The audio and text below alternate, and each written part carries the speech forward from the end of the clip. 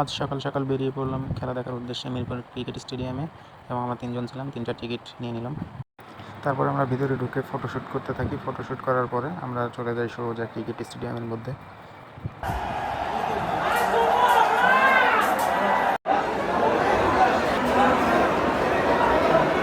20 কে লোকের সমাগম স্টেডিয়াম।